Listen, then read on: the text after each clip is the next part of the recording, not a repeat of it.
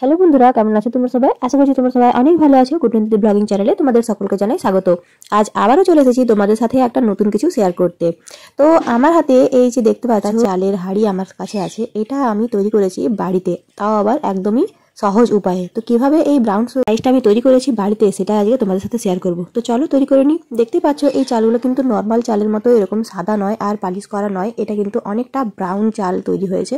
তো আমি দেখলাম বাজারে ব্রাউন চালটা অনেক দাম, তো ভাবলাম যে এটাকে আজকে বাড়িতে তৈরি করে নিই। তো প্রথমে দেখো আমি এখানে যেটা করেছি, প্রায় এখানে আমি 1 কেজির মতো ধান খুব ভালো করে ফুটিয়ে নিচ্ছি। খুব সুন্দর করে আমি এখানে জাল দিয়ে নিচ্ছি যাতে এটা খুব ভালোভাবে ফুটে যায়।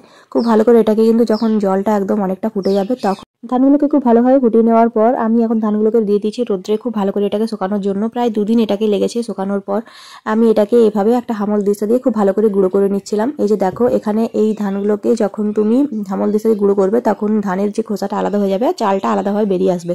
তো তোমাদেরকে আমি এখন একটু দেখাই যে কিভাবে আমি এটা তৈরি করেছি। এই যে দেখো চালটা এবং ধানের যে খোসাটা সেটা কিন্তু অনেকটা আলাদা আলাদা হয়ে যাচ্ছে, দেখতেই পাচ্ছ। এটাকে কিন্তু একবার এভাবে দিলে হবে না, প্রায় 2 থেকে 3 বার দিতে হবে। তো প্রায় 2 থেকে 3 বার দেওয়ার পর দেখো চাল থেকে ধান থেকে চালটা খুব সুন্দরভাবে বেরিয়ে এসেছে, একদম কম উপায়ে এবং কম সহজের মধ্যে। তোমরাও এরকম ভাবে বাড়িতে তৈরি করে নিতে পারবে ব্রাউন রাইস। এইভাবেই কিন্তু আগেকার দিনে চাল তৈরি করা হতো, এটাকে মেশিনে আবার পালিশ করে তারপর আমাদের কাছে এটা পরিবেশন করা হয়, তাহলে তাই জন্য চালটাকে ধবধবে সাদা মতো দেখতে লাগে। তো এটা হলো আমাদের ব্রাউন রাইস, এভাবে তৈরি করে নিয়েছি আমি।